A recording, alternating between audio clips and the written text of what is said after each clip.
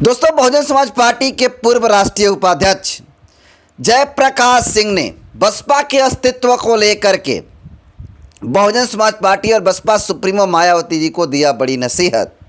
जी हाँ, एक ऐसी नसीहत जिसको देख करके आप भी खुश होंगे और उस पर विचार करेंगे और आप भी कहेंगे कि ये जो बात लिखे हैं, ये बात कहे हैं 100% सच है। उसका प्रूफ भी दिखाने का काम करूँगा। दूसरी खबर यह है कि आकाश आनंद के एकमात्र ट्वीट ने रैपिडो जैसी कार, बाइक और ऑटो चीज़ों को उपलब्ध कराने वाली रैपिडो कंपनी का खटिया खड़ा कर दिए हैं। और आपको बता दूं कि एक कैब ड्राइवर को बहुत ही बड़ा न्याय मिला है। इस वीडियो में पूरा चीज़ों को दिखाने का काम करूँगा, उस वीडियो को भी दिखाने का काम करूँगा। इन दोनों खबरों पर चर्चा करूँ, दिखाऊँ, एनालिसिस करूँ। उससे पहले चैनल पर आए नए दर्शकों को अपना परिचय दे देता हूँ। नमस्कार, मेरा नाम हरेंद्र बसंत है और आप देखना शुरू कर चुके हैं धम्मा भारत टीवी। देखिए, आप सबको पता है कि बहुजन समाज पार्टी के पूर्व राष्ट्रीय उपाध्यक्ष जयप्रकाश सिंह थे। उन्होंने पार्टी के खिलाफ जाकर के जो बयानबाजी किया, उसको लेकर के बसपा सुप्रीमो मायावती जी ने उनको पार्टी के पद से पदमुक्त कर दिया। उसके बाद कई साल बीतते हैं। उसके बाद केरल का प्रभारी बनाया जाता है और केरल के प्रभारी बनते ही कुछ महीनों के अंदर फिर से उनको पार्टी से निष्कासित कर दिया जाता है। लेकिन जयप्रकाश सिंह एक ऐसे नेता हैं जिसे खरीदने की तो बहुत कोशिश की गई अन्य पार्टियों के द्वारा, लेकिन आपको बता दूं कि जयप्रकाश सिंह न बिके न झुके। वो अलग बात है कि उनके बारे में अलग अलग अफवाहें फैलती है कि इस तरह के आदमी हैं, उस तरह के आदमी हैं, लेकिन वो बंदा, वो जयप्रकाश सिंह आज भी बहुजन समाज पार्टी के प्रति सचेत रहते हैं और उसके लिए कार्य भी करने का काम करते हैं। उत्तर प्रदेश 2027 में चुनाव होने वाला है।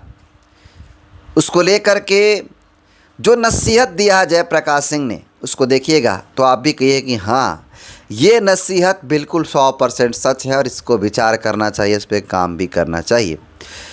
सबसे पहले देखते हैं कि उन्होंने क्या कहा है। उनकी बातों को समझने की कोशिश करते हैं और जानते हैं कि आखिर जयप्रकाश सिंह जो बहुजन समाज पार्टी के पूर्व राष्ट्रीय उपाध्यक्ष रहे, उन्होंने क्या नसीहत दी है बसपा के लोगों को। देखिए, अब से 7 घंटा पहले आपको दिखाने की कोशिश करेंगे।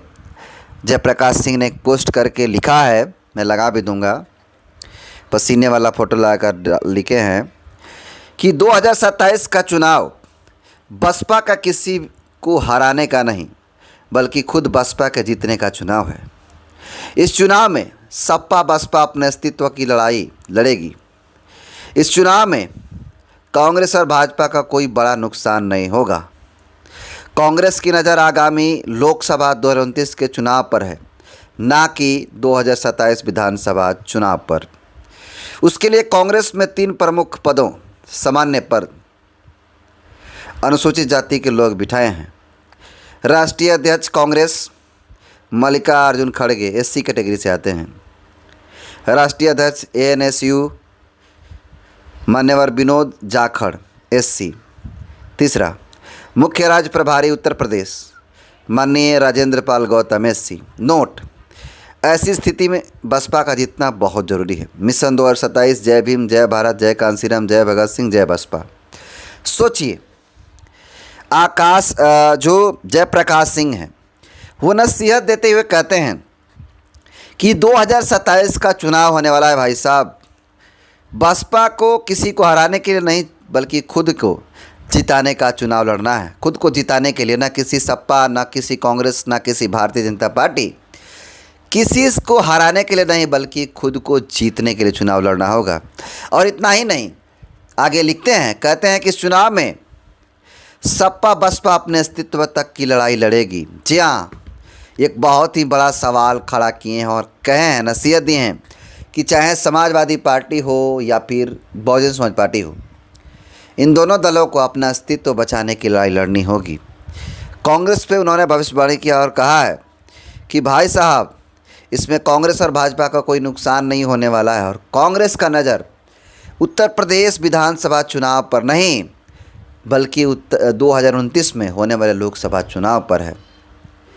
बाकी इनकी बातों से आप कितना सहमत हैं? जयप्रकाश सिंह की बातों से आप अपना फीडबैक ज़रूर दीजिएगा।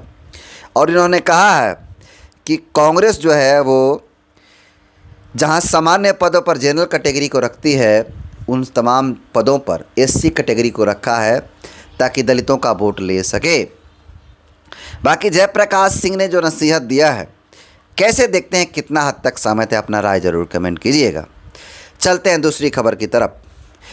दूसरी खबर है कि आकाश आनंद के एक ट्वीट से, एक एक्स पर लिखे गए पोस्ट से रैपिडो जैसी कंपनी का हालत ख़राब कर दिया और अंत में एक कैब ड्राइवर जो चर्चा में रहे उनका सबसे बड़ा फ़ायदा पहुंचाने का काम किया, खुश करने वाला काम किया। जी हाँ, कहानी शुरू से शुरू करते हैं। तो आप सबको पता है कि दलित समाज से आने वाला एक कैब ड्राइवर रैपिडो जैसी कंपनी में अपना रजिस्ट्रेशन कराता है, उसके बाद कमाना शुरू करता है, एक स्थान से दूसरे स्थान तक लोगों को पहुंचाने का काम करता है। लगातार कार्य सुचारू रूप से चलते हैं, लेकिन एक दिन ऐसा आता है जब रेलवे के कर्मचारी रैपिडो बुक करते हैं और उस कार का जो चलाने वाला कैब ड्राइवर अंकित कुमार है उस गाड़ी को लेकर के जाता है और लेकर के जाने के बाद कैब ड्राइवर अंकित रास्ते में ही रेलवे कर्मचारियों द्वारा अपने ही रेलवे कर्मचारी के सीनियर अधिकारी को जाति सूचक शब्दों का इस्तेमाल करते हुए बहस करते हैं। ये बातें बार बार अनुसूचित जाति में आने वाले जाटो समाज के लोगों को लेकर के बातें कहा जा रहा था। उसके बाद दिमाग गर्म हो जाता है अंकित कुमार का और कहता है कि अगर तुमको किसी से दिक्कत है तो किसी एक व्यक्ति का जिसको गाली देना है गाली दो, लेकिन पूरी जाति को गाली मत दो। उसके बाद अंकित का क्या होता है, कैब ड्राइवर उन तमाम लोगों को उतार देता है रास्ते में और उसके बाद ये वीडियो सोशल मीडिया पे वायरल हो जाती है। वायरल होने के बाद रैपिडो कंपनी इनको 99 साल 11 महीने के लिए सस्पेंड कर देती है इनकी रजिस्ट्रेशन। सोचिए, 1 2 साल 3 साल 10 साल 5 साल नहीं बल्कि 100 साल यानी 1 शताब्दी शायद ये आदमी जी भी नहीं पाएगा, इतना दिनों के लिए रैपिडो सस्पेंड किया था इनके अकाउंट को। सोचिए, 99 साल 11 महीने यानी मान के चलिए 100 साल में 1 महीना कम।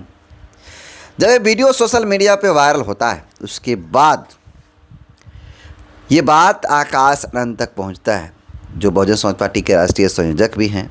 आकाश आनंद जी एक लंबा चौड़ा ट्वीट करके इस वीडियो को साझा करते हुए लिखते हैं और जानकारी देते हैं और कहते हैं कि ये जो रैपिडो कंपनी है ये घोर जातिवाद से ग्रस्त है। देखिए, ट्वीट भी लगा दूंगा आपको।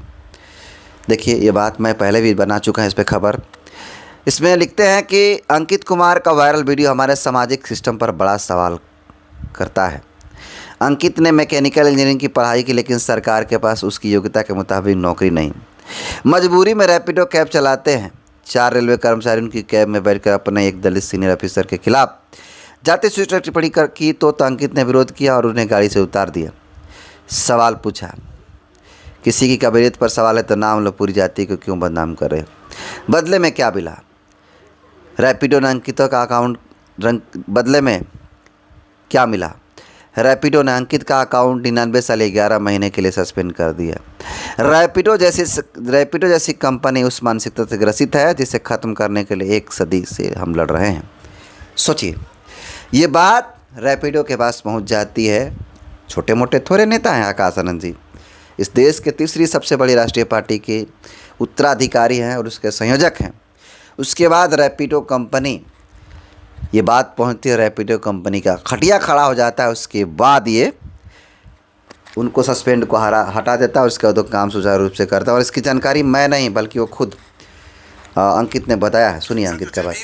साथियों, झुकती है दुनिया, झुकाने वाला चाहिए, इस कहावत को आप सभी ने बिल्कुल सही करके दिखा दिया है, सही साबित कर दिया है। साथियों, जिस तरह से आप लाखों लोग मिल करके रैपिडो के खिलाफ एक मुहिम चला रहे थे, बाइकॉट रैपिडो का, रैपिडो ने जो मेरी आईडी पर 99 साल 11 महीने के लिए बैन लगाया था, आज उस बैन को हटा दिया है। दोपहर 11 बजे वहां से मेरे पास एक फोन आता है और कहा जाता है कि आप अपनी आईडी पे काम कर सकते हैं, आपकी आईडी डीएक्टिवेट कर दी गई।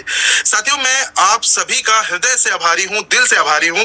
जिस तरह से आपने फेसबुक, ट्विटर, इंस्टाग्राम, यूट्यूब हर जगह पर इस मुहिम को बहुत तेजी से उठाया था, मैं फिर से कह रहा हूं आप सभी का मैं हृदय से, दिल से आभारी हूं। और खासकर बहुजन समाज पार्टी के नेशनल कोऑर्डिनेटर बड़े भाई आकाश आनंद जी का और आजाद समाज पार्टी काशीराम के राष्ट्रीय अध्यक्ष बड़े भाई श्री चंद्रशेखर आजाद जी का और उनकी पूरी टीम का।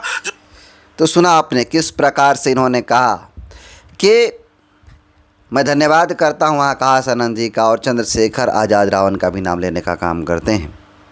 बाकी ये ताकत है बहुजन नेताओं का, आकाश आनंद के, चंद्रशेखर आज़ाद रावण के नेताओं का, जो लगातार मुहिम चला करके अपनी पावर दिखाया और रैपिडो जैसी कंपनी को माफ़ी मांगने पर मजबूर कर दिया, रीएक्टिवेट करने पर मजबूर कर दिया। बाकी आज की इस 2 बड़ी खबरों पे मैंने चर्चा किया। इन दोनों खबरों को कैसे देखते हैं आप अपना फीडबैक ज़रूर दीजिएगा। बहुत बहुत धन्यवाद।